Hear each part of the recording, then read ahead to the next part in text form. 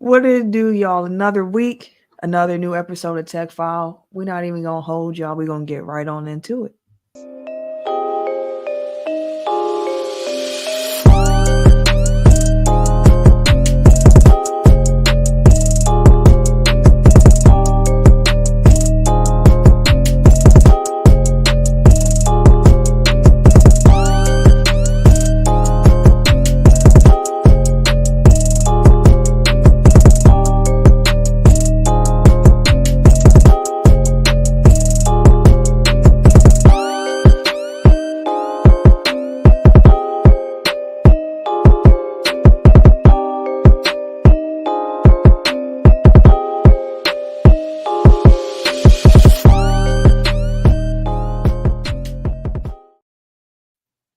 Welcome to episode 319 of Technical File, the sports podcast you never knew you needed.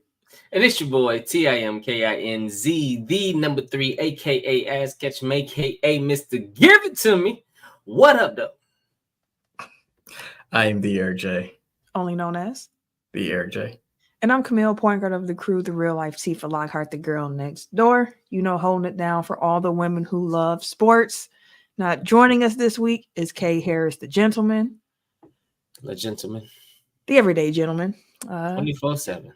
Listen, you know, this week we had to try to rearrange some schedules with the Bucks playing and everything like that. So we appreciate all of y'all still tuning in here on this Wednesday live as we do this show, releasing on Thursday in the audio platform. We truly appreciate y'all flexibility here with us this week. Put that on your resume, adaptability. Yeah, absolutely. If you listen to this, adaptability is definitely on your resume. What Tim said, go ahead, buff up that resume. But some housekeeping before we get into the show itself. Big help for us if you could like, subscribe on our YouTube, hit that notification bell so you can get notified when we go live. Like today, for example, we put out the blast on social media saying that the show is going to be a day late. If you had your YouTube notifications on, that little bell, you just got notified that, hey, we live, able to join the party. So make sure y'all do that as well. Tell a friend about Tech File. And on all the audio platforms where it's possible, please rate us 5 stars, leave a review. That helps us out a lot. And we're trying to grow, and we don't do that without y'all. So please share. Let's see here. Let's skip the game that needs a name this week, and let's just get right into the meat of things this week. No pun intended with Ken having all the meats on his plate past week. So this week, y'all, we are going to be diving in, of course, to NBA, NFL, and some wrestling news. We're going to start with the NFL, then we're going to jump to NBA. And for wrestling this week, we are doing a Survivor Series recap because, oh boy, what a show we just had this past week. But NFL, Tim, why don't you go ahead and cue us up? All right, so this week my question is, can Philly make a repeat performance or a repeat appearance into the Super Bowl? Is Philly the team to beat this year? Currently, they're sitting at 9-1. Basically, a record in the league. It seems like even close games, the Cats just can't get beat, even when they're supposed to. So it just don't earl right, and they come out on top. Honestly, I feel like Philly can be beaten. As much as I would love to see a repeat appearance by Jalen Hurts and actually have him get one in the Super Bowl, the 3 teams behind them, they may have something to say about it. They also have the Eagles' biggest weakness, which is their secondary, which last year was one of their biggest strengths. But losing a couple cats and coordinators will do that to you. But the Lions, San Francisco, and Dallas, not only do they have a talented passing group, they all have a star wide receiver or a top guy who can give you fits. But I do think Philly has a legit shot at repeating to make it to the Super Bowl. They have a pitcher for winning close games. Like I said before, they 6-1 with the Jets being the 1-6, which I thought that was so random. But within 1-run games, they are 6-1. So at the moment, yeah, I got them showing up, but I don't know if it's either luck or if it's skill. For example, the Gabriel Davis drop at the end of that game, this past week?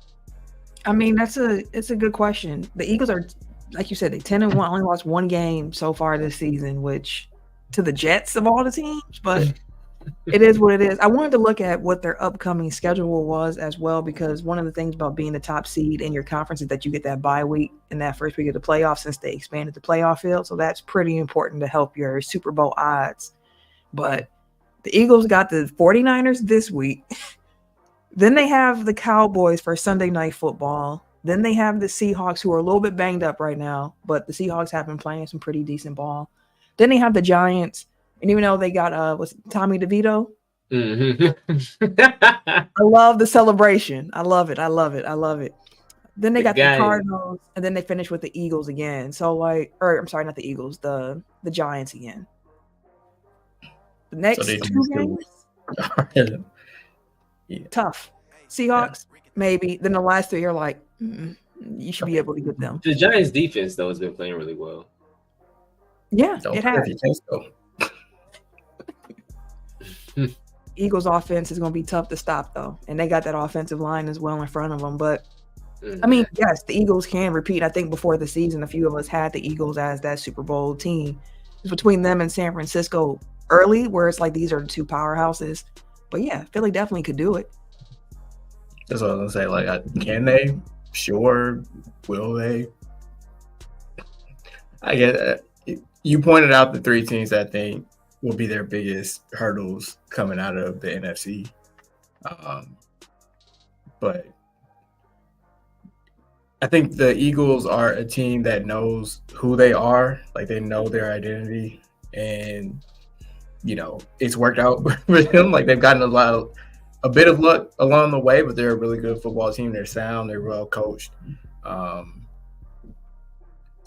don't see why they couldn't. I wouldn't put them as the team to beat in the league, though. I still have the Chiefs, even though they obviously just lost to them. But I still think the Chiefs are just, neutral site, pristine conditions. Like, that offense is still a terror. And the way that the Eagles celebrated after they beat them kind of tells me that they know that the team to beat is still the defending Super Bowl champions. That's fair. My thing. So, well, disclaimer for all NFL conversations, I'm not that tapped in with NFL. So as the season's gone along, I've kind of been like, I don't even know who the MVP front runners are at this point. Like, I don't know who to point to because, usually you just go quarterback on the best team is probably the guy getting the most pub. But like Jalen Hurts, his numbers are decent, but not like MVP, dominant. And then Mahomes is Mahomes, but I feel like he's graded against himself at this point. So it's like, you kind of got to show me something to really run away with the field, when in reality, he probably should just be MVP every year, like Aaron Rodgers in his prime, where it's like, he cold. He cold. We kind of need, like, show something different this year. But like, beyond that, I wouldn't even know who to start to have the conversation about with an MVP conversation. So my question to you guys is, who's the MVP? It's a good question, because I think what makes this year unique is that I don't want to say it's a down year for MVP, because that feels weird to say, because it's just based on whatever that season was, and then you pick that player, right? But this season, it feels like no one's stats are jumping off the page as being so far ahead of everyone else, where you're like, that's the front runner. And right now, I feel like Jalen Hurts is the front runner because he is the quarterback on the best team in the league right now. And there's no disrespect to that. Like, there's a case to be had for that. So it's like, sure, Jalen Hurts has a case, but I mean, there's also still Patrick Mahomes. We've seen what he's been able to do so far with a subpar wide receiver core. I would say for what he's had in past years. Tua, I mean, even Tyreek Hill, Lamar Jackson, I think deserves some consideration as well this year with what he's been doing with the Ravens and staying healthy so far this season. Knock on wood that continues. But I think that's what makes this year's MVP race so interesting is that there is no front runner. So it's all about what case you can make. And one that I saw recently, and Tim, I'll be really curious to hear how you feel about this one. It's Dak Prescott. Like everybody is I should say everybody. People are starting to acknowledge that Dak is having a year this year. And I saw Aaron Rodgers mention the fact that Dak's been one of his favorite quarterbacks to watch. He was like, he has just complete control of the game right now. What he's doing is beautiful to see. And I was like, man, Dak. So I was like, I wonder what Tim's going to say about that as our resident Cowboy hater. Before we get into him, like that's high praise coming from Rodgers because that's obviously an offense that he knows well. So he knows what it's supposed to look like and what it looks like when you really have a control over it. So yeah, that's high praise. I do have Dak as part of the MVP conversation. Like mine is like Hurts, Dak, Christian McCaffrey, Tyreek Hill, and it's I don't know. It's pretty interesting with Dak because over the last he's consistent. Dak is a consistent for the most part. Like he'll get you to games where he got 250 to 300 yards because he'll air that mug out.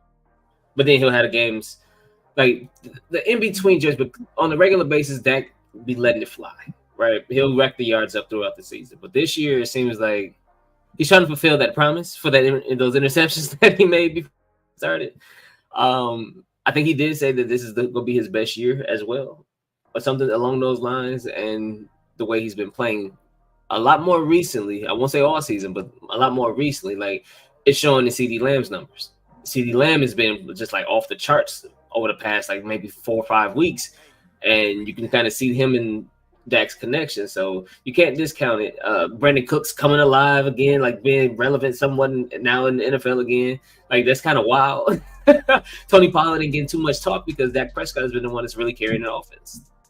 So I don't know if that's by design because of whole running back speak or what, but it's more so like, yeah, he deserves to be considered. Well, is he gonna win it? No, hell no, he ain't gonna win that motherfucker. But it's not like he's not in the conversation. He's playing well enough to be, talked about.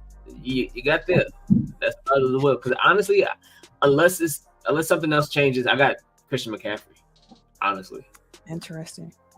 You knew the hate was gonna come out eventually, Camille, but he couldn't. Yeah, hate. No hate. There wasn't no hate. What was the hate at? No shot. Dak ain't got no shot at MVP now. I didn't say he ain't got no shot. Say he in the conversation. See, don't be doing that. The media be twisting my words now. I said he had. I said, will he win that motherfucker? Hell no. But does he deserve to be in the conversation? Yeah, he played well enough. Yeah. So what would Dak have to do, in your opinion, to be able to be like, you know what, he might actually be able to win this thing? Not a goddamn thing. See,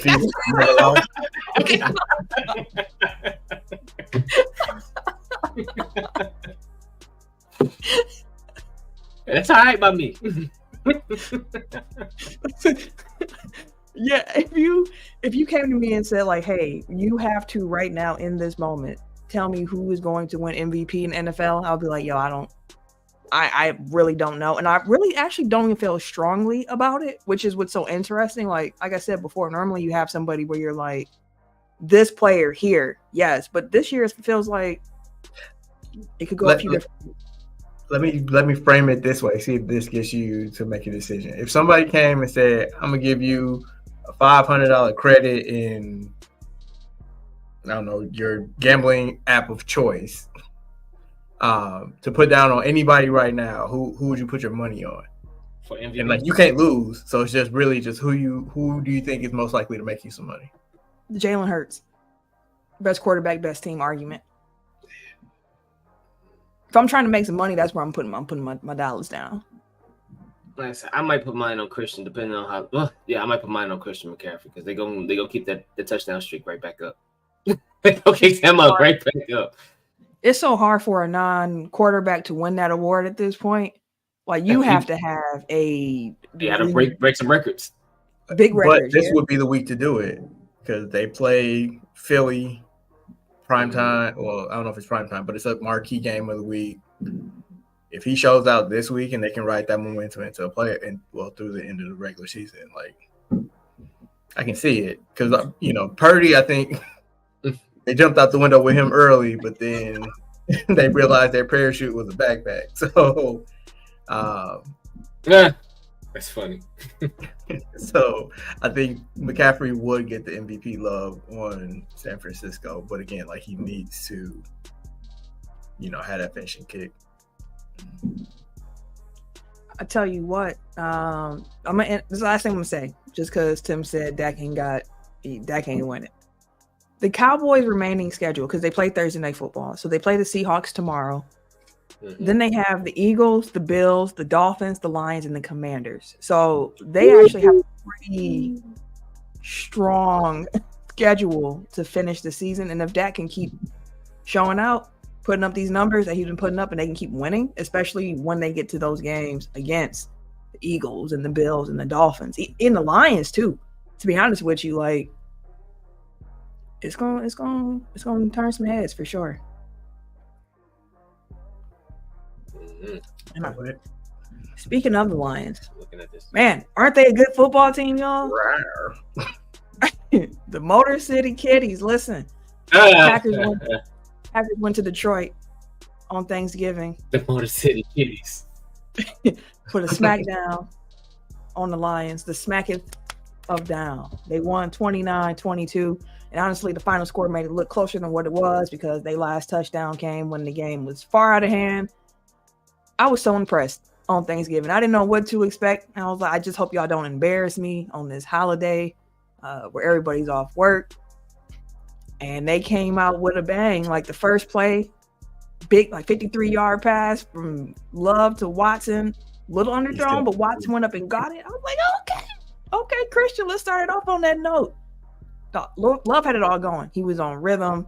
And one thing I've noticed about Jordan Love, and I am so thankful for YouTube University and all of these very smart people who break down games and footage and film and help you understand it.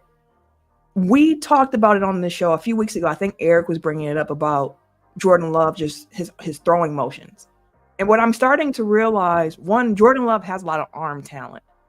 And I think that at times, because he has arm talent, he does things where it's like, you didn't have to even throw it this way, bro. You could have just gotten it there the way you wanted to. But now he's starting to put these things together in a way where you're like, hey, he's making the easy throws. And then when he's under pressure, he's able to make spectacular throws. There are still times where he makes a pass and I'm like, bro, you had a check down right here. Why did you choose to go all the way across the field to Malik Heath? It was a dot. Don't get me wrong. It was a dot, but you sitting there and you're like, you had AJ Dillon just right here open with a lead blocker in front of him, bro. But it worked out.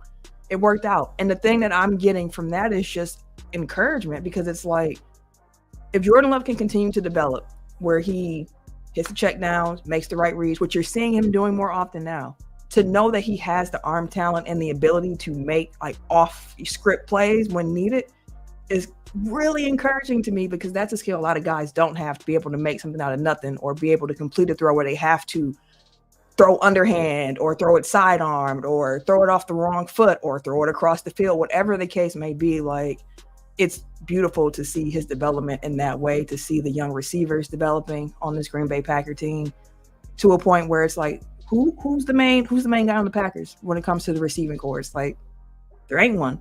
We thought it was going to be Watson, and it still could become him at some point. But right now what it's looking like is a group of guys who are all opportunistic, and they can do what they need to do if the ball is coming their way. To not have Wicks in this game on Thanksgiving, and for Malik Heath, an undrafted wide receiver, to come out and play those Wick snaps and look good during that time, like, that is off the chain. So I'm really encouraged. Earlier in the season, we were like, hey, we might have a franchise quarterback here. We know there's going to be some ups and downs throughout the season.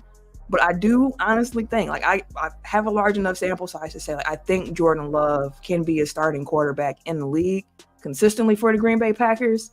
And what excites me about him is, like, he's not in peak form yet. Like, he is still growing. So is his offense. And it's encouraging. It's really encouraging. And I really can't wait to see what they look like next year. But this year, right here, right now, they are actually in the playoff hunt. We kept saying, like, hey, it's a chance. It's a chance. And they were my preseason wild card NFC, one of my NFC picks. So I hope they make me look smart. Packers, like, make me look real smart.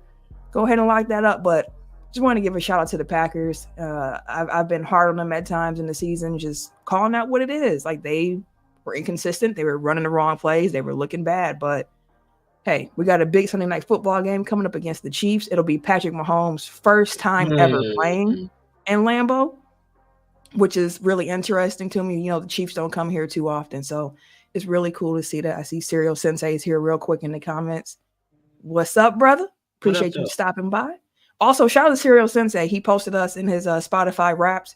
Tech File was one of his top podcasts of the year. So shout out to you, sir, for being one of our. Oh, he started the Wraps already? Yeah.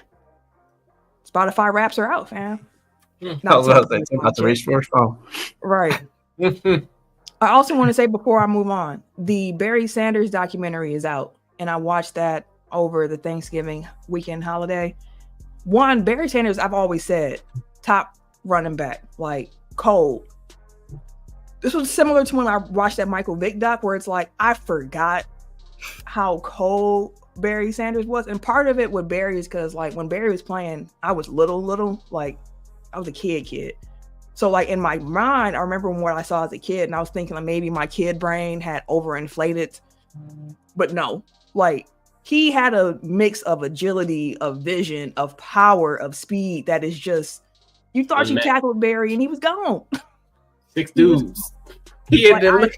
Right. I would highly recommend anybody, if you're a football fan, check out that Barry Sanders documentary, because he finally does talk a bit about like why he retired.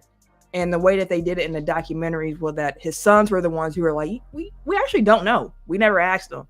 So they sit him down and eventually ask him the question like, Dad, what really happened here? They wouldn't let me leave. They're tagging the player. And the last thing I'm going to say, well, it was so funny when we were watching it, because he was drafted in the 89 draft. What a great year, 1989. Let me just say, good things happen in 89, like me. And we're watching, the Packers had a number 2 pick in that draft. If you might have forgotten, and they drafted Tony Mandarich, a tackle who was a big bust. And let me just say the names around him in that first round, because don't do it. Life could have been different. And Barry talked about this, which I was just like, I can't even imagine what that would look like. But the first draft pick in 89 was Troy Aikman, went to Dallas. Green Bay selected Tony Mandarich, like I mentioned. Detroit picked Barry Sanders. Kansas City picked Derek Thomas, and then Atlanta picked Deion Sanders. Damn. Yeah. That's 4 Hall of Famers and the guy the Packers picked. Damn, that's like Milicic around the motherfucking old Yep. It's a fact. That's a fact.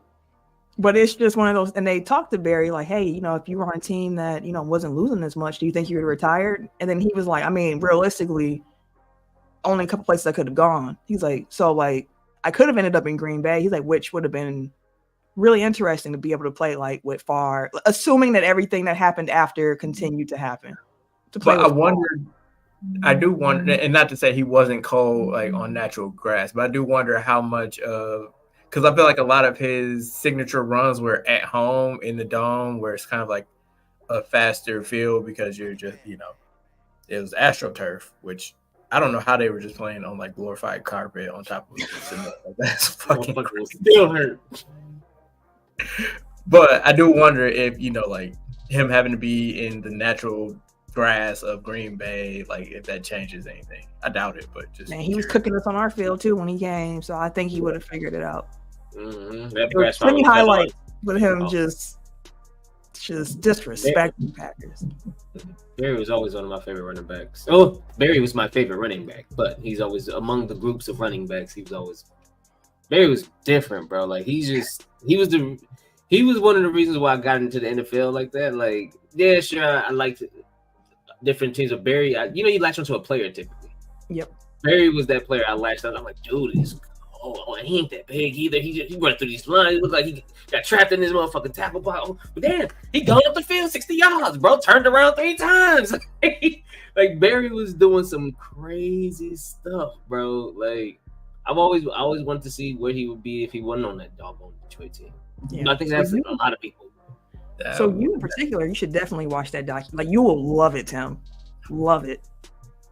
I was gonna say, like, that's the least surprising news ever. Like, Tim liked a small, fast dude that was shifty. Like, Barry Sanders was built for you, bro. Yeah. And Cat's been looking for a Barry since. Reggie Bush is supposed to be the next one. For you mean like your next Barry Sanders, or you mean? I mean the way he was shifting. Go look at Reggie. You think he was? Go look at Reggie Bush highlights in college. No, I remember Reggie Bush. Like I the feel way like he was. Reggie was more like acceleration, deceleration, whereas Barry was like Shit. Motherfucker left it. No, that Reggie had so many runs where he'll start left and then he'll run back right and then he'll just cut the fucking field out of nowhere. Yeah, he can slow down on the sideline like when you running full speed, just stop on a damn dime and pick right back up. But if you forgot about the angles he left behind him to get up that far up the field, like Barry and Reggie was probably the two shiftiest running backs I ever seen. Like crazy. Go back and check Reggie's highlights. Reggie was posted. That's why he's the number 2 pick. Like they didn't even want to pick a running back that high end, but you couldn't help it. He's supposed to be number 1, just couldn't come to a deal with the Texans. But you could not help but take like a talent like this. Yeah, go check him out, bro. Like that's get him back his Heisman, bro. Fuck what y'all talking about. But yeah, you can't take away the memory. And shout out to Barry Sanders for opening up and actually letting us in a little bit on the type of dude he is, which also makes his retirement make so much more sense that he just sent in the fax saying, like, I don't want to play football no more. I'm about to go to London. Bye. It all makes sense. So definitely go check that out and shout out to the Green Bay Packers. Anything else y'all want to get off y'all chest in the NFL before we move on to the NBA here? I was just going to mention when you said that you hope that the Packers didn't embarrass you on national TV. That was the most watched early slate game on Thanksgiving in the history. So I think it was like 33 million or something crazy like that. So, wow. Yeah, they would have embarrassed you in front of a bunch of people, but instead it was Detroit. So, and instead, Fox just embarrassed themselves by not giving my boy a turkey leg when he won on freaking Thanksgiving. Greg Olsen digging his hand in there like he the dude from what was the fuck that scary movie? Like, damn, your strong hand, fuck your strong hand, bro. Get him out of our turkey. And they're just digging through it. Then they gave Jack Harlow the cheap halftime set. Dude, not even just the cheap halftime set. He looked like he didn't want to perform. Jack Harlow performed that. He was bored as hell when he was performing that. I was looking at it. I was like, damn, bro, you don't want to be there at all. Oh my God. That man saw that set and said, oh, no. Then later on, I know he saw what Dolly Parton had in Dallas. He probably had to be like, what? Everybody love Dolly Parton, bro. She's a legend. Man, Dolly do it right. Jack ain't never gonna be a legend with the damn set. No Dolly slander over here. All right, let's move into the NBA. I'll actually start, and then I'm gonna kick it to Eric, and then Tim. We're gonna go reverse whatever. So the NBA's in-season tournament group play has wrapped up now, and one thing that's been really interesting to me about the group play. Shout out to the Milwaukee Bucks, went 4-0 in group play, won Group B in the East, number 1 seed in the East. Some players have been complaining about the whole point differential aspect of the in-season tournament. As you know, one of the unwritten rules in the NBA is, when you up big, game's out of reach, you don't score. You just kind of let the clock dribble out, and if you don't do that, tempers tend to flare. But with this in-season tournament, point differential is one of the tiebreakers here. So teams are encouraged to run it right on up. And some guys have had a problem with that. DeMar DeRozan actually got ejected at the end of the Bulls-Raptors game because he was so upset that they were still scoring. Play defense, my guy. He got mad. He got ejected. And then you would hear from like Josh Hart, Donovan Mitchell, Jason Tatum, Jaylen Brown. They all had various comments about how they feel like running up the score messes with the integrity of the game.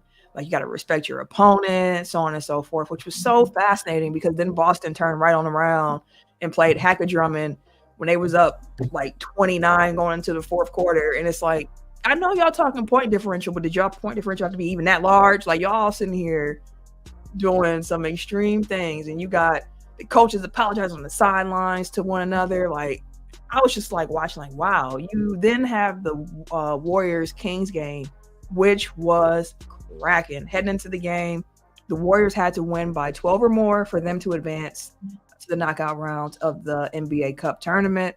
Meanwhile, the Kings had to just not lose by more than 12 or win the game. And the Warriors were up big. Like, they were up by 24, and they ended up blowing that lead and losing the game. Like, it felt like playoff intensity in the fourth quarter of this random game in November.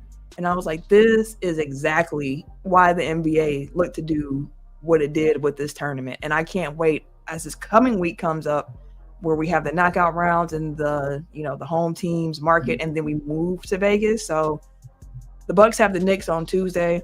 I hope they win, because I really want to see the Bucks in Vegas. Like, that will be fun. But I say this, I want to just quickly say about the point differential thing. Get over it. All right. It's about getting buckets. I understand, respect, so on and so forth. And y'all can do that every other game. But when them courts are wild and they solid colors and y'all wearing them different jerseys, go and get some buckets. And if you got a problem with on the other side, stop them from scoring said buckets. Yeah, I mean, like, I think it's because, like, it's so ingrained. Like, it's an adjustment period for the players, which let me back up. I totally agree with you. I think that where it's coming from is because it's so ingrained that, you up big, you kind of take your foot off the gas, you don't embarrass people because it's a brotherhood, it's the NBA, blah, blah, blah.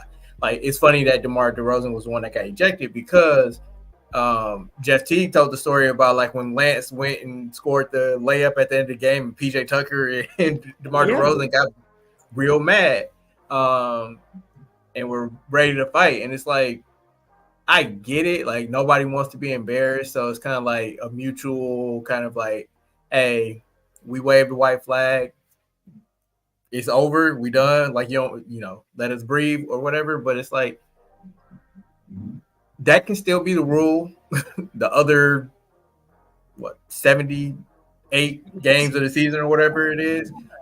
Like, to your point, when it's in-season tournament time, like, hey, we trying to score as much as possible. We trying to limit y'all from scoring as much as possible so we can advance. And it's because, again, like, when you have group play, like, there are only so many tiebreakers that you can really use. So the first one's head-to-head. Second one is then the point differential, like, because you only play 4 other teams. So it's only so many ways that you can differentiate between, differentiate ties. So I get it.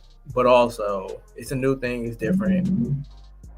And I thought that they kind of, like, bitch-proofed the rules, but, like, they still found a way to bitch about it. So, whatever. Like, it's been an overwhelming success for me. So, like, if this is the only criticism that people have for it, so be it. It's fine. They'll get over it. Definitely feel the same way about that. Definitely feel the same. And one thing that's really cool about the tournament as well is just the fact that the teams that are in it, like, it's going, like, of course, I'm sure the NBA was hoping that the Warriors could get in there, but the teams that got in there is going to present a really interesting viewing experience for some folks, because, like, Pacers are in here, and it's kind of like, how many people expected to be watching Pacers, on the big screen or whatever the case may be. So the matchups in the East, you have the Bucks and the Knicks, like I mentioned, and then you have the Pacers and the Celtics. Ooh, that might be a good game. It's going to be a great, yeah. And then the West quarterfinals, you have the Lakers and the Suns, and then the Kings and the Pelicans. That should be fun. Kings Pelicans are going to score a ton of points. Oh, of course. Of course. That's why the Indiana Boston game should be interesting. You got one like the highest scoring team in the league versus the best defense in the league right now. Up there, it's been between them and Orlando all season. Yeah, man. Like, I think we get some good matchups. Hopefully, the Bucks don't overlook their opponents. Trying to get back to avenge one of their 2 losses or looking to avenge 2 losses that they have with one of the opponents. You get what I'm trying to say. They've lost to both the Pacers and the Celtics, so I can see them being like, "Oh yeah, we gonna get them," and it's like, don't overlook the Knicks because you barely escaped that one. But if we're doing predictions, I predicted the Bucks and the Suns as the NBA Finals. So if they meet in the finals of the in-season tournament, I'm taking that as a win. That's all I'm gonna say. Hey, this would be the time that we can catch the Bucks and the Lakers. Right. I'm also rooting for that too.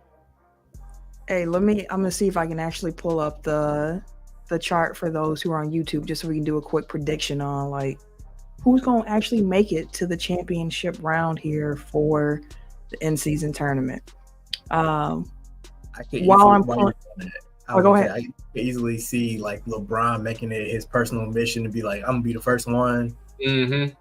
It's gonna be us, and like it kind of legitimizes it too. Like, not that any other team winning it doesn't, but it's like, oh man, like LeBron did it, so like now in subsequent years, people are gonna try to do it, and that might be like the trophy that finally gets named after LeBron, like the in-season tournament MVP or some shit. So not if the Bucks have anything to do with it. But no, here goes. So here's the bracket itself for the upcoming in-season tournament. I mentioned the matchups already, so let's start in the West. Lakers, Suns, who y'all got? I'll take the Lakers. Despite what I just said, the Suns. Suns are playing really good right now. Like, really good. No, like, ever since Booker got back. I'm gonna go with the Suns as well. I gotta shout out headband point guard Devin Booker has been out here hooping, so I'm gonna go with the Suns on that one. Lakers just got embarrassed. I don't know what's going on with them right now. Ken's not here for me to ask insight. Sacramento and New Orleans, who y'all got? The Kings. Yeah, let me get the Bing. Yeah. Let me go ahead and get them Pelicans. Let me go ahead and go New Orleans. I'm gonna be against the grain here. Milwaukee and New York. Bucks and 1. That's the only one they got. Right. It's a clean sweep, I'm assuming. Pacers and Celtics. I'm gonna go with Indiana. I'm not mad at that. I'm gonna go with Boston because I just want the matchup. What's cool about the in-season tournament too, to some, maybe not to others, is you're gonna see some people gonna get the same team 5 times in the year now because they're playing these extra matchups against each other. So like we're gonna see the Knicks 5 times this year. And if they win, then they'll see the winner of the other game 5 times. 5 times because they play each other up. I can't talk, but they play each of the other teams 4 times as well. They'll match up in the playoffs. Oh, good lord! Oh, man, I hate to see these, bro. I'm like, bro, I'm tired of seeing these cats. That's the thing with this tournament too, because what creates rivalries is when you're seeing the same teams over and over and over again. So it's one of those things. Like I think this can also be good come playoff time if the same teams have to keep bumping heads with each other. Yeah, that's fair. All right, semifinals. We can stay in the East real quick, then bounce back to West. Bucks and Pacers. Milwaukee. Y'all going all the way Milwaukee to the championship? Yeah, Milwaukee. Hey, I'm with it. On the West side, who y'all got making it to the championship? Phoenix. Same. Actually, yes. I do think I have a Milwaukee Phoenix championship in Vegas myself. And again, Bucks and 1. The only one. Well, shout out to the NBA for the NBA Cup. I think it's interesting, and I really can't wait to see it unfold more next year or next. I'm curious to see what they do with the courts in Vegas, and if we get like a different court, if we get a different court for the actual championship game. I feel like we will, like a neutral court that's just like a. Yeah, like the was it the quarter? No, we're in the quarterfinals now, so semifinals. Mm-hmm. The semifinals have like one court, and then the finals has its own court too. Like that'd be cool. Like since they're trying to make it different, like actually go all out. Yeah, I mean it's Vegas, like be ostentatious. I'll be with it. All right, one team that didn't make it into the the knockout rounds here for the in-season tournament happens to be the Orlando Magic, but they hooping regardless. Big hooping. Yeah, they're currently third in the East, just behind Boston and Milwaukee, like everybody predicted, right? Right. No, like that. Orlando has been like in the preseason. I was like, keep an eye on Orlando because they finished last regular season pretty well. Like after starting the season, like 10, 20 games under 500, like they actually finished out the season playing about 500 ball. And like you saw positive things from Paolo and Franz. They got Jonathan Isaac back. Jalen Suggs is taking a leap. They've even been without Wendell Carter and Markelle Fultz for most of the season. And they're still, like I said, neck and neck with Boston for best defense in the league. Like they are tough. They play hard. Suggs is like a maniac on defense. Joe Ingles is doing Joe Ingles things. Can I just say, Joe Ingles and Mo Wagner on the same court together just seems like it should be a fight. Zach Lowe said that on his podcast. Like it really. Word for word. It's like, when the Bucks were playing him, I was like, oh, I forgot Giannis don't like Mo. And I saw Joe Ingles, and he was just talking and talking and talking. But like they know Joe now, so for them, they're probably all right, cool. But I forgot how much Giannis does not like Mo Wagner. Yeah. I've been super impressed with them. Jamal Mosley's doing an amazing job. He's from Milwaukee, so shout out. But yeah, I don't think that they're gonna necessarily finish at the 3 seed, but I think that they're a solid playoff team.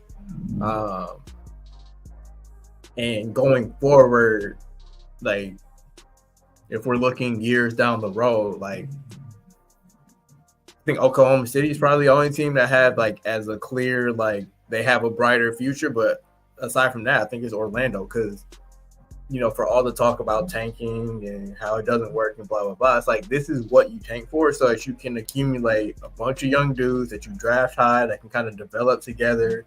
And then hopefully you hit on like 3 or 4 of them. And if you're lucky, it's like 5 or 6 of them. You take in like reclamation projects like Wendell Carter, Markelle Fultz. Again, let them grow in a low stress environment together, you know, fit the pieces around, like have them develop their games to play with one another. And then at some point, like they kind of take a leap. Like they honestly, like they don't have a Giannis type talent, but they remind me of the early Jason Kidd Bucks, where it's like, it's a bunch of young, long dudes that are athletic as hell, that can defend, that are exciting. Like Paolo is good. Like Paolo, I think, is a future All-Star. Franz has a future All-Star potential. So it's not to say that they can't reach like the top levels of talent, but I don't want to put it on them, but I do see like things that remind me of those early Bucks. Yeah, that's fair. That's definitely a team to watch. And I think I was going to suggest it for next week, maybe the week after, just taking a look at the league, where everything stands, because like taking a look at the standings is kind of surprising. Like Timberwolves are first in the West, and it's like, wait, what? The Timberwolves, like they really clicking like that? Like if you haven't been watching, it's like, wait, what's going on for them to be one? So we'll definitely have to dig into that. But Orlando's another good team to highlight about just how well they've been playing so far early on in this season. A team that some people have some debates over how well they've been playing in this season is the Milwaukee Bucks. And I know, Tim, you wanted to talk a little bit more about how they've been playing in some close games. Mr. I love close games that make my heart feel like they're about to explode out my chest. I do. Take Sunday, for example. That was great. I mean, Tuesday, for example. That was great. Absolutely fantastic. Loved every minute of it. Hell, last week Friday. Loved it. Loved it. So, shit, loved it. I was talking to my cousin. Shout out to cousin Brian. We was watching the game and chopping it up on Friday, and he's with y'all. He does not like all of these close games, and he absolutely hates the fact that we're not blowing out the weaker teams. I won't say absolutely hate the fact, but he feels like we should be blowing out the weaker teams, and does not like that we're in close games. Here's what I said. Here's my thought after wrapping everything up. I got a couple bullet points real quick, so bear with me. One, establishes the hierarchy on who's the go-to in what situations. A lot of our early games have been able to let me hit the bullet points first. Establish the hierarchy on who's the go-to in what situations. Then I'll come back around. Coaches learn what players are built for the situation to help them hone their coaching adjustments in high-pressure situations. Mm-hmm. Teams learn how to work together under pressure, and they get comfortable in these situations. They've lived in them, so it's natural to them. It's kind of like Bane, and you merely adapt to the dark. I was born in it, molded by it. I didn't see the light until I was already a man. By then, it was nothing to me but blinded. We're in these games and in these situations to where we get to the playoffs, or we get to these points where it's natural. It's going to be, oh, we've been here. Oh, we know where to go. We know what adjustments we want to make. We know what plays we want to call. We know what lineups we want to look at. Last point, Dame is showing us exactly why we traded for him. That's a fact. We've had so many close games this year, and in almost all of them, he's been the catalyst for why we've closed it out. He's got the key free throws, key buckets. Even if he shot like shit most of the game, he's ending it with 17, 18 free throws. It's like he's supplementing what he's not doing field goal wise with free throws, but they're closing free throws because they're coming in halfway, midway through the fourth quarter to the end of the fourth quarter. Yeah, somebody else may hit a bucket or two towards the end. Chris Middleton, the last game, great. He was hot. And I was explaining to Sam yesterday because we was watching the game. I was like, Chris is hot. I was like, but just because you're hot don't mean you have to score. He's making the right reads. He's making the decent play. Like he's making the right plays. He's the extra pass. He's hitting the actual key shot that we may need in this moment. Like he's talking on defense. He's calling out the switch. Like he's in a zone right now. Can I add real quick? Go ahead. Because the Miami game was one of the first times you really saw that level of communication between those guys. And I think that that's another milestone of development for this group of guys working together, learning how to play together, because Adrian Griffin was going to drop a play for Dame because Dame was hot. And Chris and Giannis was like, hey, no, we actually need to go to Chris right now in this moment. And Giannis was even using himself like, I'm just kind of decoy. I'm going to take Bam over here, and I'm going to let y'all run this action over here. Like, they're finally starting to talk, and it's coming together. And to your point about close games, like, I think it's a good thing that this team's able to win in the clutch, because we've seen the Bucks in years past get these big leads up, lose them, and then lose in the clutch. That's the story of the playoffs last year against Miami. Mm-hmm. And it's the fact that, again, we're learning who and what's, because if Chris has been gone, for example. So last year, when Chris is gone, we're not closing these games out. Something happens, we fumbling it away. Things like, yes, we have Giannis. He's an absolutely fantastic superstar, but Giannis gets happy sometimes. He starts throwing the ball all over the goddamn place. Start grabbing motherfuckers randomly, fouling them for no reason. Like, come on, relax. You have to have the steady in your hand with Chris. You have to have the steady in your hand with Dame. So now we have two. So last night was a perfect example of, like you said, even though Dame was hot, I even was like, dude, give it to Chris. Like, because Chris will find Dame anyways if he don't.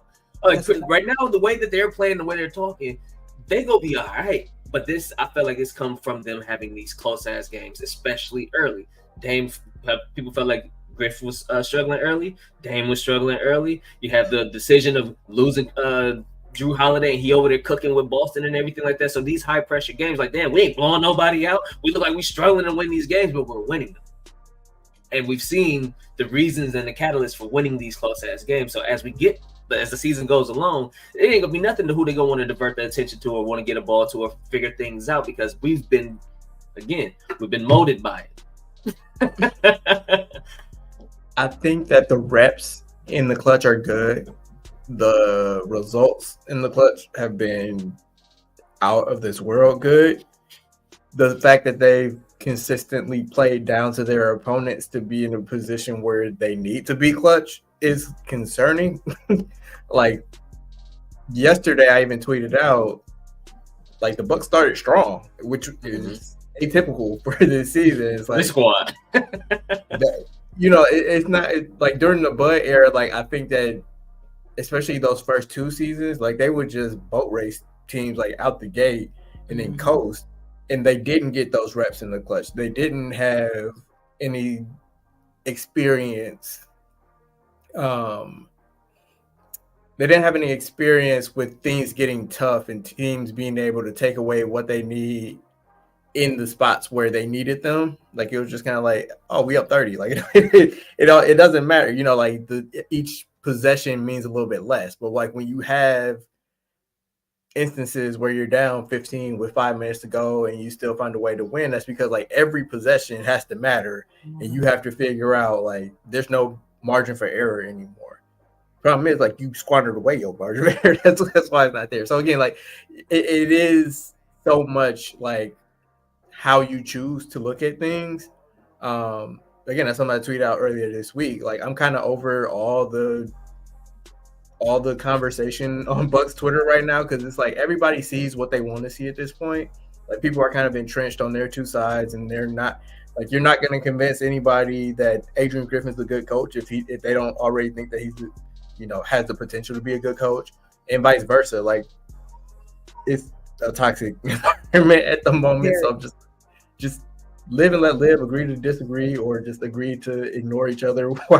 You know, because like every little piece of information that comes out, it's like, oh, what does this mean? Oh, what does this mean? Like even the thing about Adrian Griffin, you know, deferring to Giannis when he said give the ball to Chris, it's like some people can look at that like, oh, that's good collaboration with your players, good communication, that's problem solving, blah, blah, blah. Or you could be like, what this man coach, and like not stop letting the players tell him what to do and all. You know, you can look at anything from two different vantage points and see what you want to see from these situations. So like I'm personally on the side where it's kind of concerning that you need clutch time to beat Washington, and you had to make a 26-point comeback at home against Portland, but they won the games and they did what they needed to do. And it does seem like they're a much better fourth quarter team than a first quarter team, and one of the best fourth quarter teams in the league, if not the best.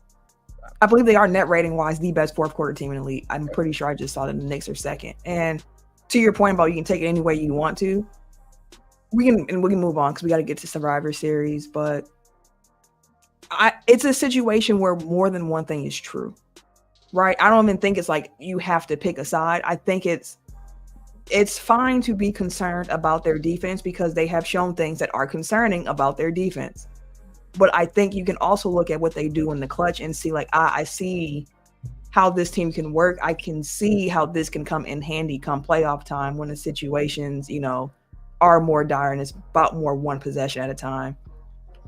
It's a long season. We still got some time to go. And again, if we're still having the same conversations in January and February, then it's like a big problem, big red flag. We shouldn't still be having miscommunications at this point. Like that has to stop very soon because it's very clear what you're seeing. And it's like someone's telling someone to switch and then someone just doesn't go, or someone's over helping off of a shooter because they don't trust what they see in front of them. And it's like, you have to stick, or if it's in the scramble, people aren't scrambling into the right position. And scramble defense can be hard because you have to talk and you have to be aware because you have to make your decisions so quickly.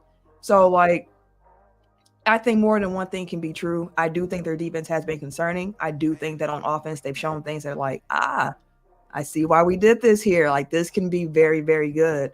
But the question that I do have is around personnel, if they have the proper personnel come playoff time to make this work. So it'll be an interesting trade deadline, but we could talk about the Bucks for quite some time. I know we're trying to move on. I just want to get one hot take off real quick. I figured out Dame time. It's because he don't try like the first 40 minutes of the game and then he's fresher than everybody.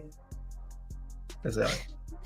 I wouldn't say that. But last time he hit the fourth quarter, he was shot like 20 times already. Right.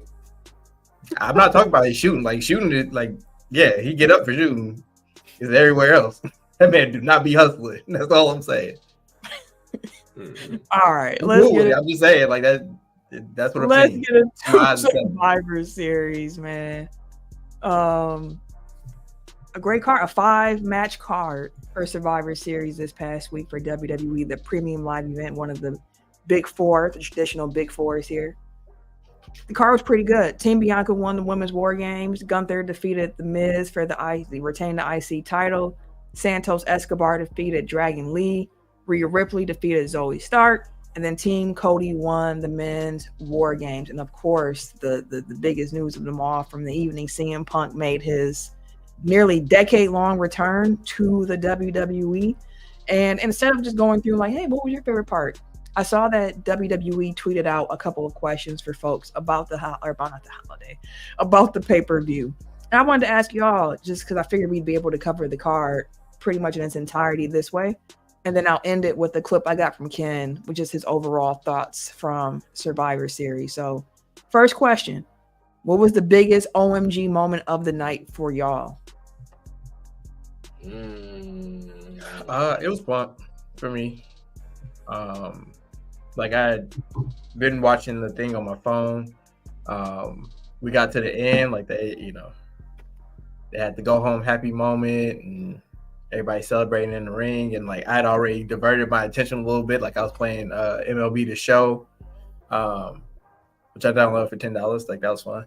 But I was playing it, and I'm like, I heard the static. I'm like, wait, they actually did it. So like that, like the pop, crazy that Chicago get, like they had to do it for that alone. Like that's the moments that wrestling is made for. Like when people just become completely unglued from one singular action. Like, you know, when they say like people were like hanging from the rafters, they were that excited. Like it literally looked like that when they did like the wide shot of the Allstate Arena or whatever they were.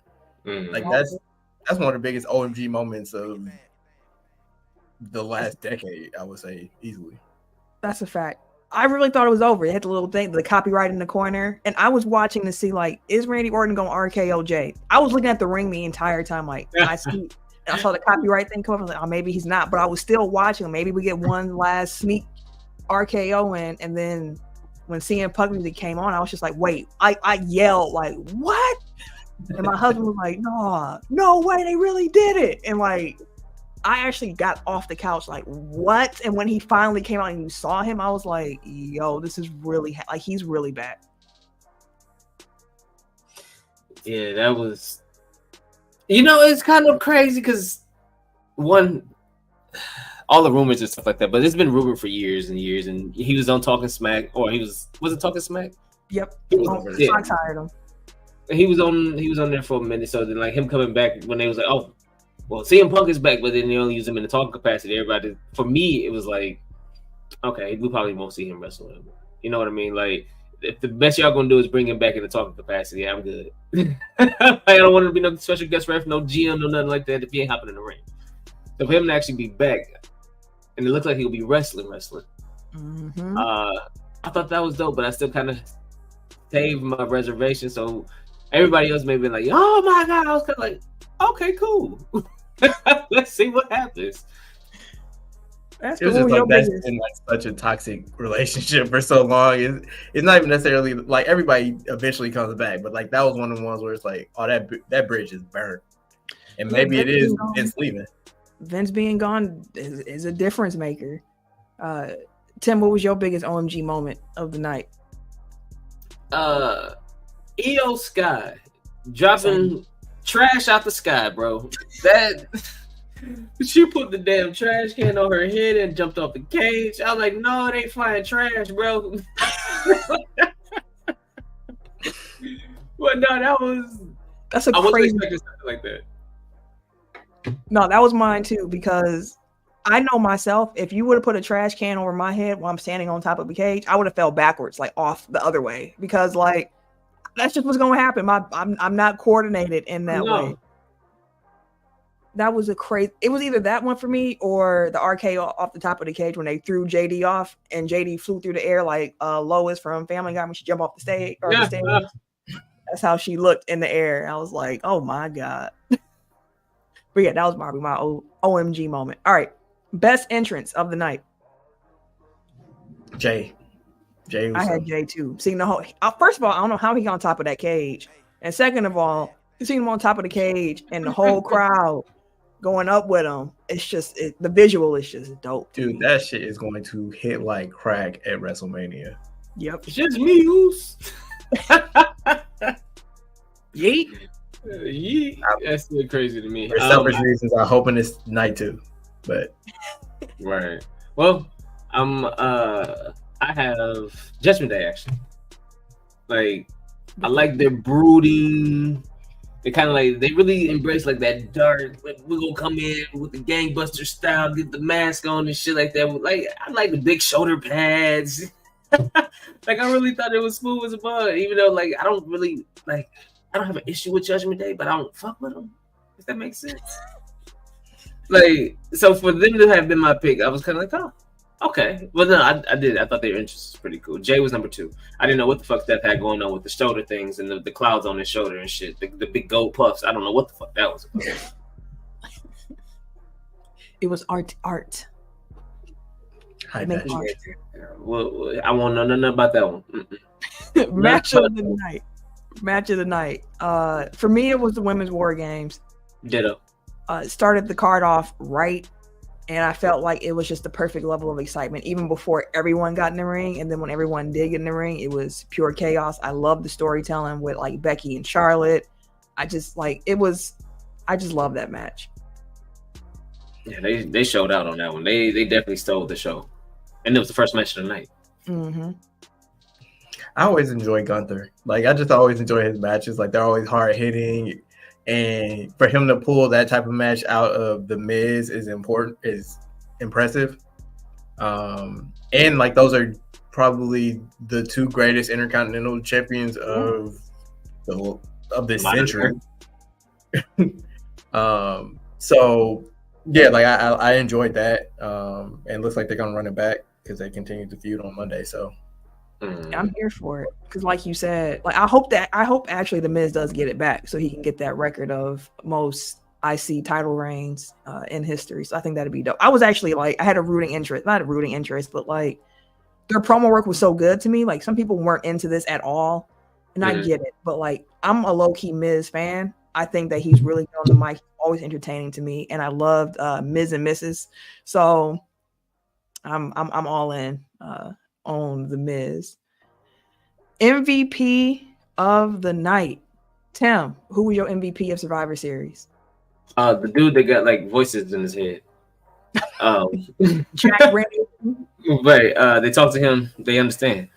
Randy Orton was my MVP because boy, where the storytelling was going, they was getting their asses cooked and they was getting smoked in that motherfucker, bro. So for Randy to come in, had the big spot right away with Dom with the snap suplex, and then turn around and have the hanging DDT, to have the whole squad do a hanging DDT, to them throwing him JD off the cage to him, like, hey, feeding him to the sharks, bro. Here you go, bro.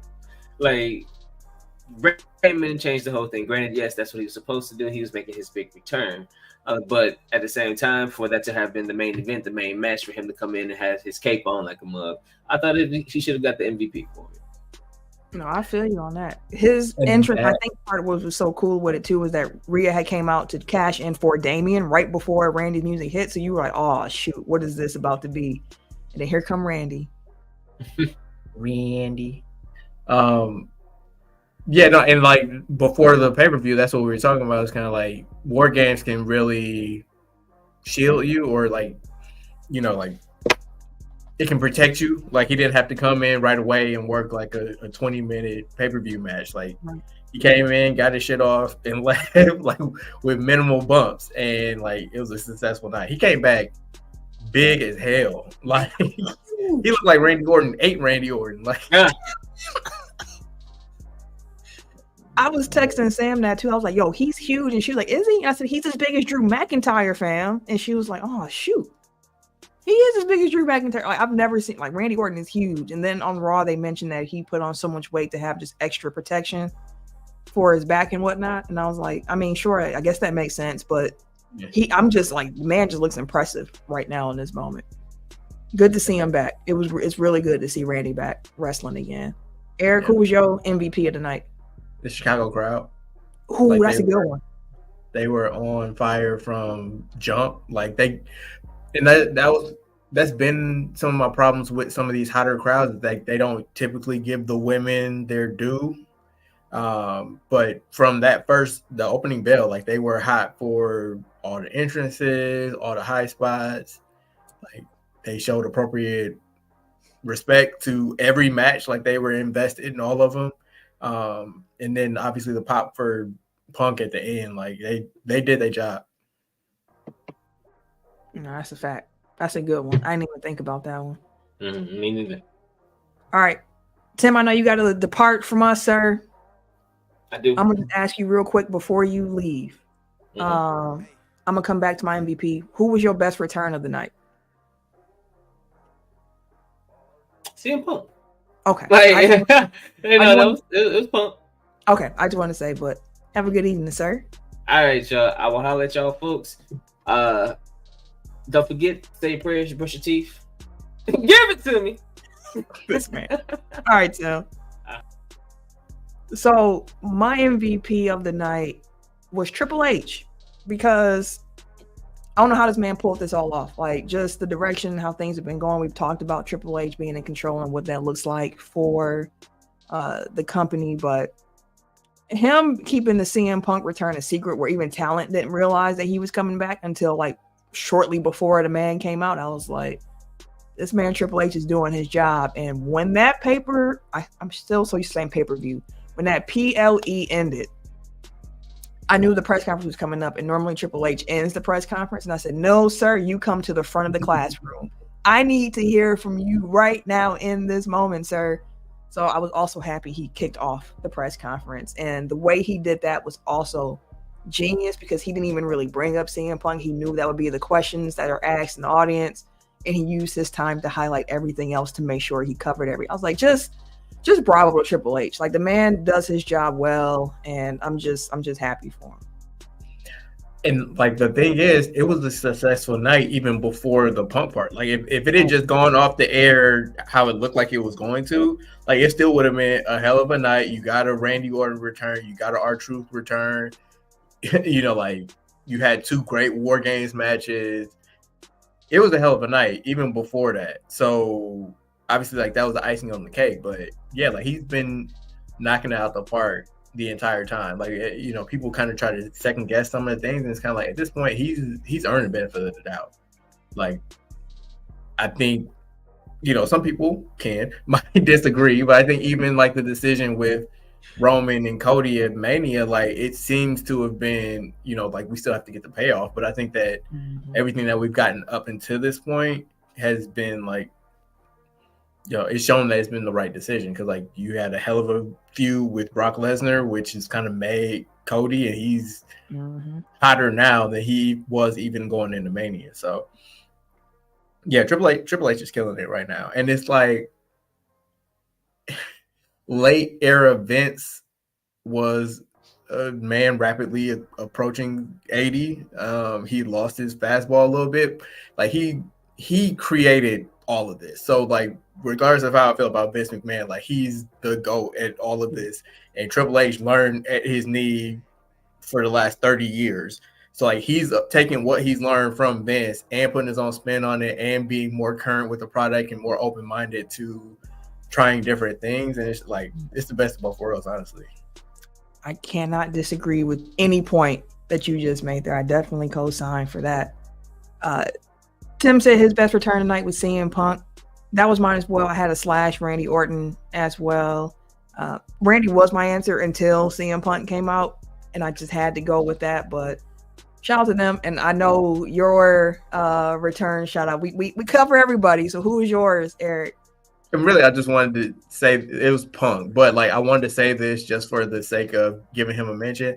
Like, R-Truth, you don't realize how much you miss him until he's not around, and then he comes back and it's like, he's goofy as hell. It never makes sense, but, like, his comedic timing is always impeccable. Like, he always makes shit fun. Like, there were times where I didn't get it, but, like, now, probably like the last 6 to 8 years, like, it's kind of like, I get it now. He has a perfect place on the card. Like, it's not like you're expecting him to be a world champion or anything like that. Right. Like, just to come in and light up the room and make things, you know, more fun and entertaining. Like, he took that Ruffles segment, which is clearly just a commercial, but he made it hilarious. You know what I mean? Like, so he also made Jey Uso's entrance even better. I think it was WWE who posted their version of his intro, and so you see Jey, and then they pan over to the crowd, and then you see R-Truth in the crowd doing the arm movements too, and he looks at the camera like, yeah, I'm here, and then it just pans back out, and I was like, R-Truth is gold. Like, he just is. He's fun as hell. All right, so as I mentioned to start, those were all the questions we have for Survivor Series, and I do have one more before we go. move off of wrestling, or you gonna play Ken No, first? Ken sent me a voice memo with some of Okay. his Survivor Series thoughts. So I want to make sure that Yeah, let's Ken's do that, and then I just have a wrap up question for you. perfect. All right. So Ken sent in a voice memo. I think it's about like 3 minutes long or so. And I thought it would be funny because, like on TV shows and stuff, when someone's calling in, they have like their little picture up. So I was going to use the picture of him holding up them sausages at Lambeau, but I said I'm not going to do my boy like that. So if you're watching on YouTube, it's going to be a little graphic up as well while Ken is speaking. So here were some of Ken's thoughts from Survivor Series this past week. What's going on, y'all? It's your boy, K Harris, the gentleman, the everyday gentleman. Unfortunately, I'm not recording tonight, but I did want to give my 2 cents on Survivor Series. Survivor Series was a very entertaining pay-per-view. I went into it not really with high expectations or anything like that. Just wanted to watch, some good wrestling and just be entertained. And I definitely was entertained. I definitely feel like the stars of the pay-per-view was definitely all the women in the War Games match. Io Sky, shout out to her. Big facts. The spot where she jumped off the cage with the trash can over her head was super dope. And everybody put everything on the line, man. So that match was like super entertaining. And I'm definitely like happy with that. The men's War Games match it was pretty good to see Randy Orton back. Randy Orton is like he came back like huge. So it was dope to see him. It's crazy that he hasn't been around for almost a year and a half or something like that. 18 months. So it was dope to see him back. So that match was pretty good. But I do want to shout out The Miz. The Miz did a great job against Gunther. I want to say I forgot how good Miz can really be in the ring. So that kind of like reminded me, and I think it reminded others, like, Miz is that dude. Like, he can do his thing in the ring. So I definitely want to give him a shout out. But, everyone is talking about the return of CM Punk. CM Punk, don't like the guy. Oh, not the memo cutting off. Come on, Apple. Let my boy cook. He's about to start getting. Around for others, like, Miz is that dude. Like, Hold on, y'all. Here we go. Don't like the guy. I could care less about CM Punk. Fuck him. I guess everyone. I understand why everyone's so excited, why everyone's like so happy and stuff like that. And I'm not trying to steal no one's joy, no one's thunder, or nothing like that. Again, I didn't get a chance to really see him with his WWE run. I actually just started watching him when he was with AEW, and AEW was trash. In the ring, he's slow. I don't know. I strongly do not like him, like, at all. And like, I really hate CM Punk. And I'll stand on that. Like, y'all can be happy all y'all want. This man, the best in the world. I can name 5 to 10 wrestlers right now that are better than him and that should be him and all of that. But I do love that, he's going to feud with Seth. That makes sense because that's definitely going to be box office. So, but I am excited to see exactly what they are going to do with CM Punk. So I do want to see that. So we'll see. Y'all know how I ride with Cody and all of that. So, but again, Survivor Series was pretty good. And that's it. There you have it. The man hates CM Punk. And that never ceases to entertain me. Eric, what was your question that you had? I'll get back to that. Did he record that at work? Like, that was definitely his corporate Ken voice. Wasn't it? he was enunciating every syllable. Like, you were talking about me. Right. He talking about you, code switching. That man was recording from the job. I heard If he didn't say fuck him, I would have been convinced. Actually, my question is the last thing that he brought up. Like, where do we go from here with Punk? Like, what do you want to see, either short term or long term? Like, what's your vision there? Got to see the Rollins match. I love the business when it's done right, where you can take something that has a kernel of truth in it, and then you can make it into a storyline. Now, there are times where them lines get blurred so much where you're like, I don't really know where this is, but seeing how people who don't watch wrestling regularly react to the video clips they've seen of Seth Rollins' reaction, I'm like, oh yeah, WWE has box office match right here in their hands with CM Punk and Seth Rollins. Like, when I saw it on SportsCenter, I was like, oh yeah, like, and people in the comments were, I don't know if this is real. And be like, this is absolutely real. And it's like, no, this is a work. And I was like, when that is happening, you already know, like, you have something that you need to continue to pursue here. So definitely want to see the Seth Rollins. I would be curious to see just some old story, like with Cody. Like, let's see some Cody action there as well. I mean, you could really CM Punk has a personality type where there are a few guys where I could see a storyline happening, but Seth Rollins is the one where I have to see this.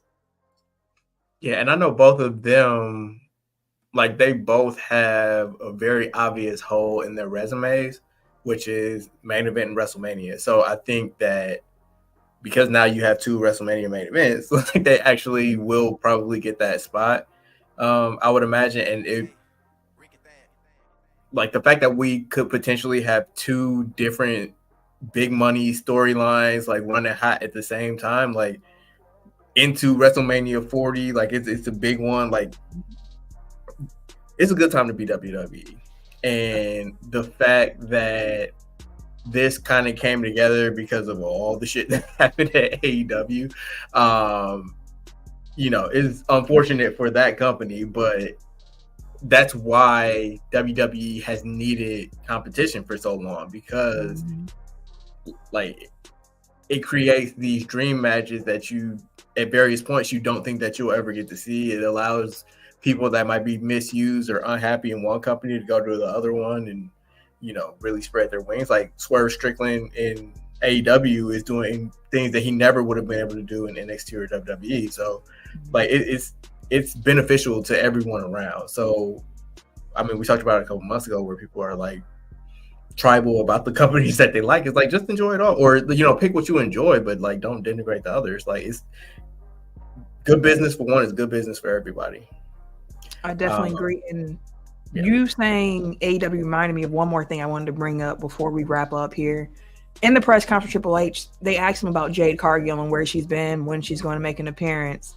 And his comments were interesting to me because what I heard was she needs to develop some more in-ring abilities before we want to roll her out, because it seems to me as if WWE was like, we have a star on our hands, and when we put her out here, we want to make sure that she can go with the Beckys, with the Baileys, with the Biancas, with whoever it is in the division that they have. So that's what I heard. I wanted to see if you heard what I heard about Jade Cargill. Like, oh, she can star. We can fix the rest. Like, we got the star part. We can fix the rest.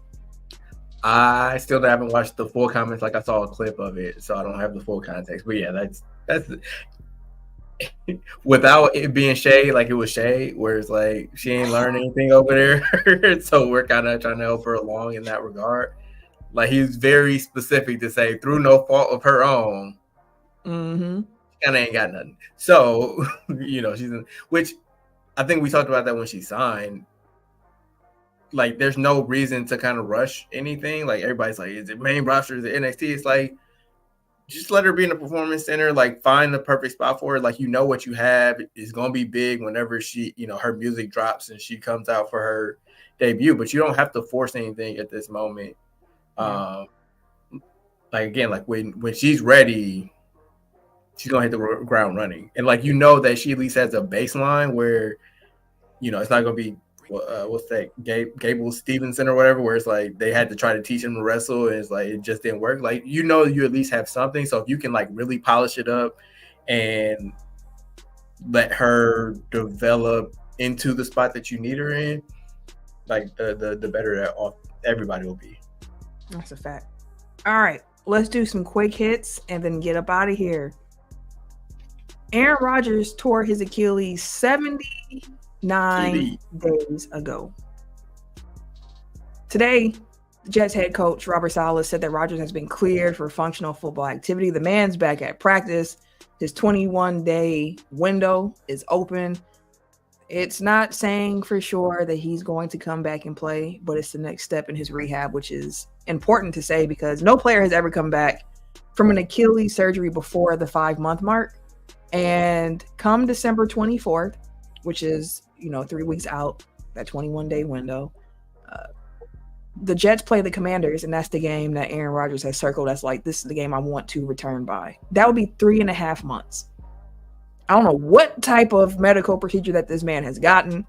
That was about to be my question, because the way Ken feels about Punk is where I'm at with Rodgers. But like I haven't sought out any additional information than what like crosses my Twitter timeline. So I know he had like a different experimental kind of thing, but like I don't know what the mechanics of it are. Same.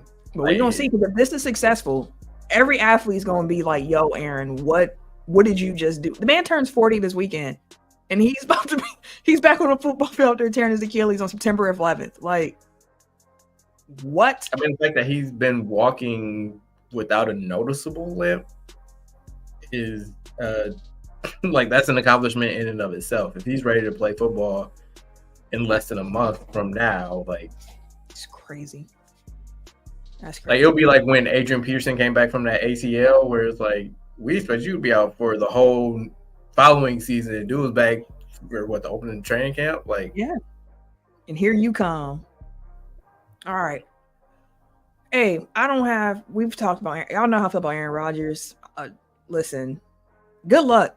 I just hope that if he is cleared to return, that he's going to be able to protect himself, because again, that offensive line, I knew they were bad. I said it when he got injured. I knew they were bad, but I didn't know they were getting him severely injured almost immediately bad. And I don't see much improvement from that line so far this season. So good luck to Aaron if he does come back. Colts running back Jonathan Taylor is set to have surgery on his injured thumb in the coming days, and the team hopes that he can be back in 2 to 3 weeks.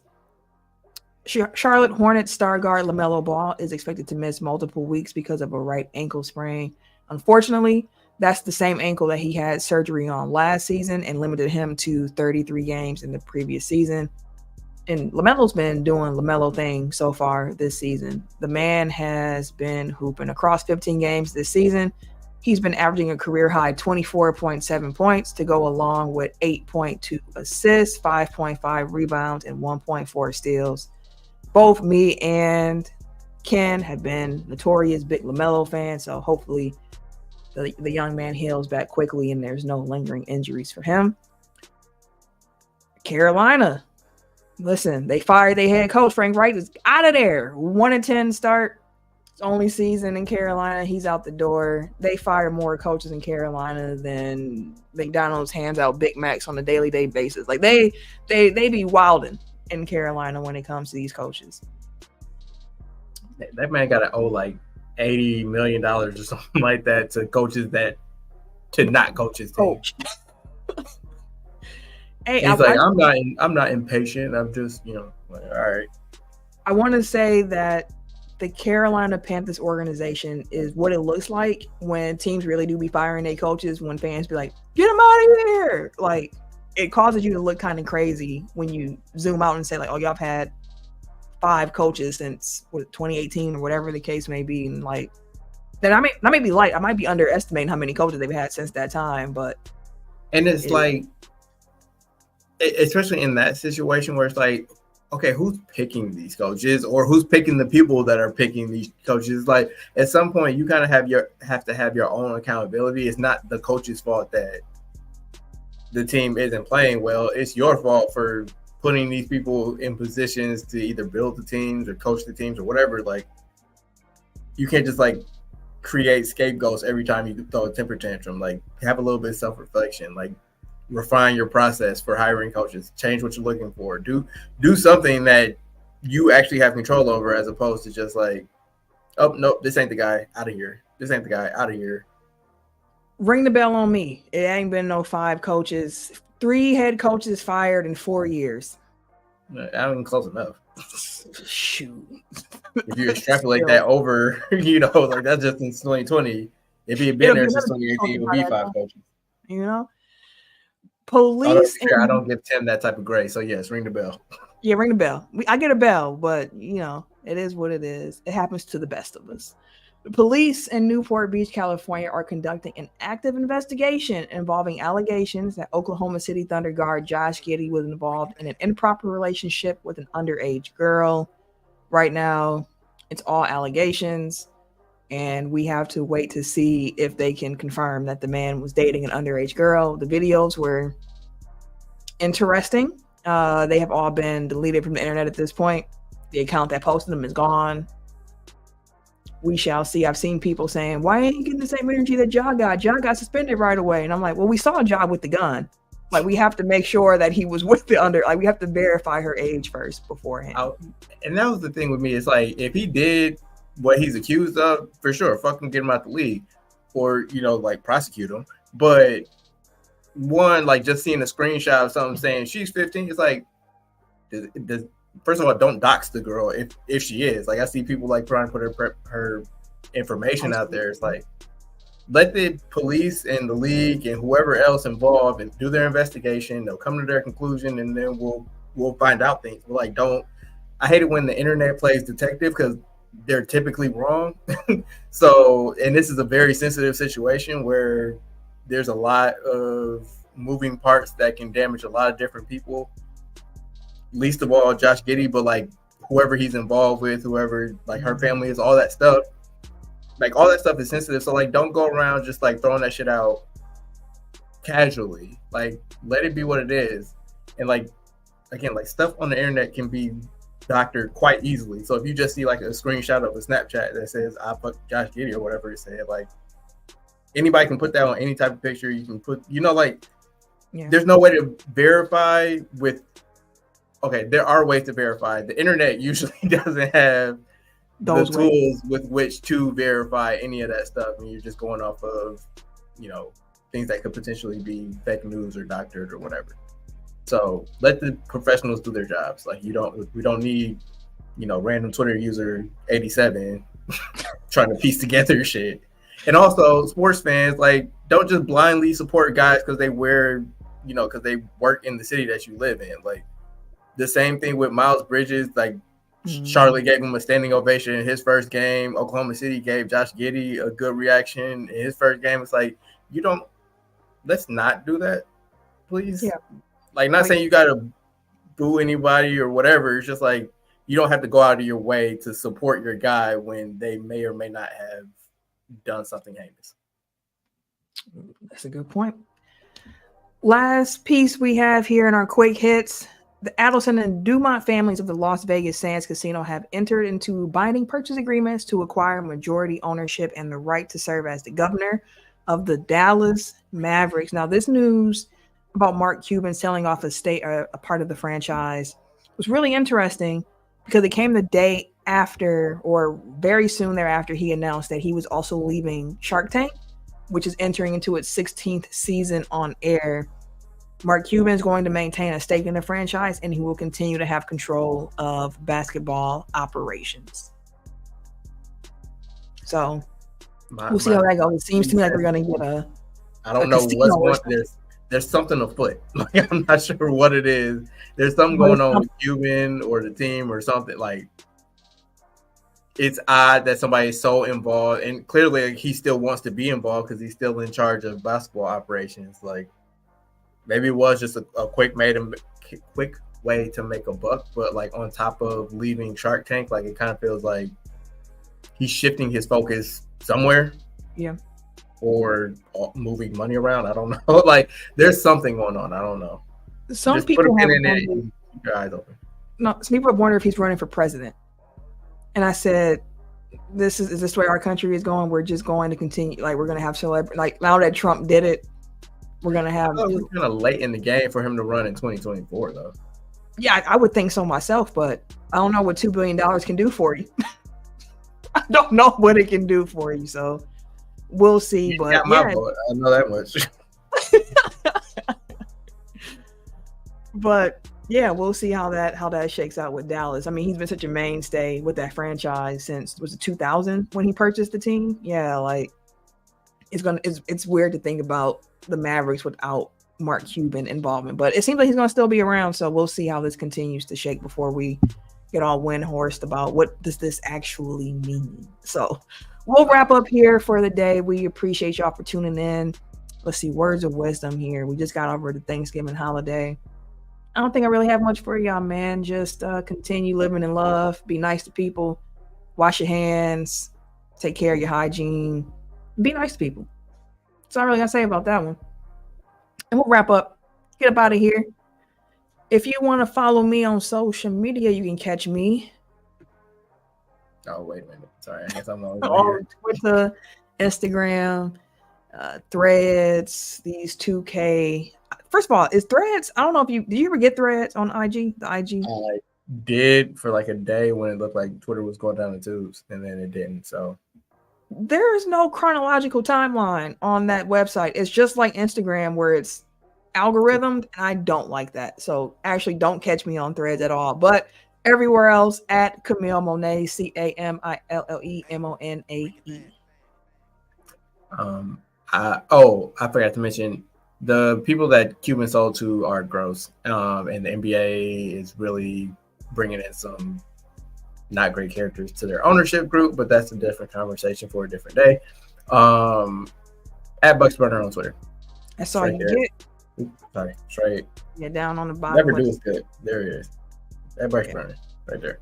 For the show, Tim's not here, but y'all know him at TimKins3, TIMKINZ, the number 3 on all of your social media websites. Ken got to figure out a way to make his the same everywhere, but he's everyday_gentleman on Instagram, and I believe he's KHarris216 on Twitter and Snapchat. That's the show this week, y'all. We appreciate y'all. We'll be back next week. Peace.